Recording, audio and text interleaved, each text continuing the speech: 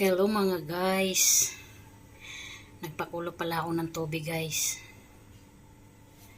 Ito, pakulo muna ako ng tubig guys kasi may gagawin ako niyan. Para may iba naman yung ulam natin. Yan, pakulo muna ako ng tubig. Hintayin lang muna natin kumulo guys. Tapos may ilalagay tayo dyan mamaya. Ayan guys, tinakpan ko para mabilis kumulo.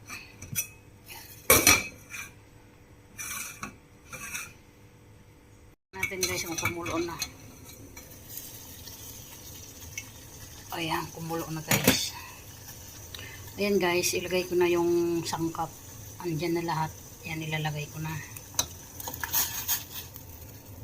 Meron niyang sibuyas, kamatis, at saka naglagay rin ako ng ginger guys.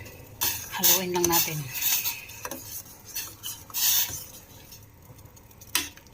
Para maiba naman yung ulam natin ngayong tanghali.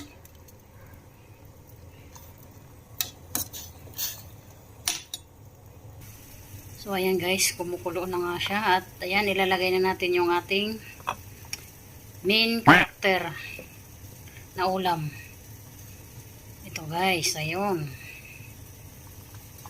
So may isda ako guys. Siniwa ko lang siya ng dalawa. Ayan.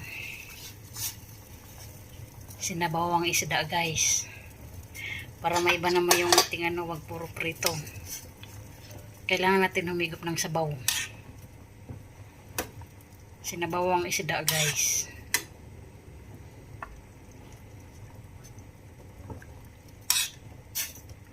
Higop tayo ng sabaw. Ayun nga guys, bali may ilalagay pa tayo dyan para maging masarap lalo yung ating tinulang isda, sinabawang isda. So yun guys, ilalagay ko na yung second character ng sinabawan ko ngayon. Ayun guys, ilagay ko na yung malunggay. Yung malunggay na to guys, galing yan kay Maylin. Ayan, shoutout kay Maylin. Nanghingi ako ng malunggay sa kanya guys kahapon. Ayun na, nalagay ko na yung malunggay. Siyempre di mawawala yung pampano natin guys, pampalasa.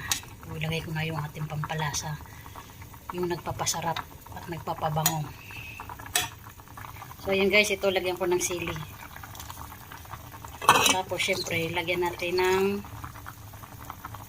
dahon sibuyas para mabango yung ating sinabawan na isda. Kahit dalawa lang yan guys.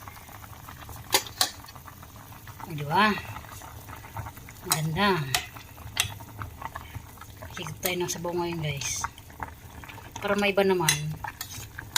Sabawan niya yung isda guys. Prito. Ito ang gawin.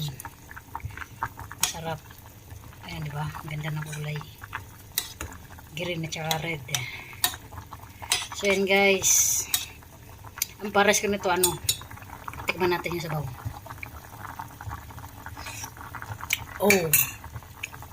Oh, ang sarap.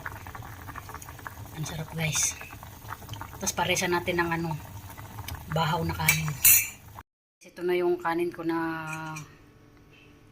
kanin na lamig.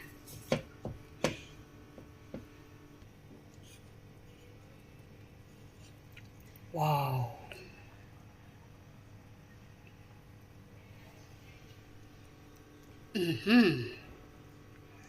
Sus, kalami. Ayan guys, kain tayo. Ayan, ganito lang guys, simple. Simpleng ulam na pinasarap. Ayan, thank you for watching.